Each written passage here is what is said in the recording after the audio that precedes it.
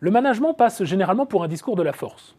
Il se présente alors comme un art, des solutions ou une façon de résoudre, avec enthousiasme le plus souvent, toutes les catégories de problèmes. Chez Fayol, l'un des prétendus pères de la discipline, le manager est celui ou celle qui possède d'éminentes qualités techniques et morales. Il est celui qui fondamentalement contrôle ce qu'il fait. Le manager, tel l'ingénieur, est celui qui maîtrise, et ce dans tous les sens du terme.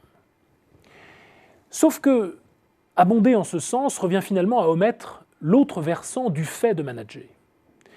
Manager, c'est se soucier de quelque chose, c'est se charger d'une responsabilité spécifique.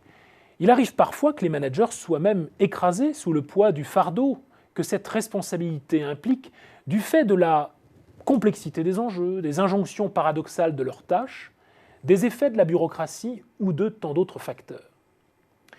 Cette quasi-non-puissance du management n'est généralement pas un thème favorisé dans les pages des livres qui lui sont consacrés, hélas. Car comment connaître cette tendance constitutive du management à être pris entre le marteau et l'enclume de la puissance et de la vulnérabilité, de la force et de la faiblesse? Pour tenter de répondre, tournons-nous vers la philosophie de Gianni Vattimo. Né en 1936, ce penseur italien a longtemps été professeur d'herméneutique de l'université de Turin. Il est celui à qui on attribue généralement la paternité de la pensée faible, qui lui avait été d'abord conférée de manière ironique et qu'il a su retourner en lui prodiguant une connotation positive.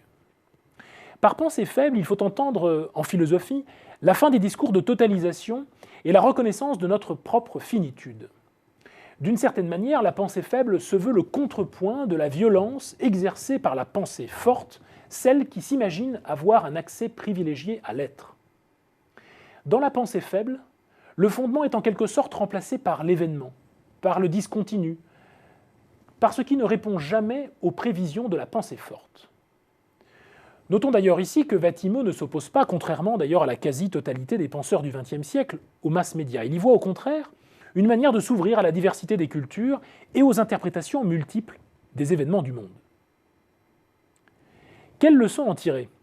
Comment réintroduire ces dimensions de doute, de multiplicité des interprétations, de reconnaissance d'une vulnérabilité propre à l'exercice même de l'action managériale? Dans un livre intitulé « Pour un management responsable » publié il y a 2 ans, Yves Michaud, non sans moquer la fiction du manager héros, incapable d'être autrement que performant, proposait un retour, je cite, à une conception humaine de la maîtrise, c'est-à-dire faisant preuve de qualités aussi banales et peu courantes que l'attention à autrui, le jugement, et enfin, notait-il, la capacité à repérer les signaux faibles.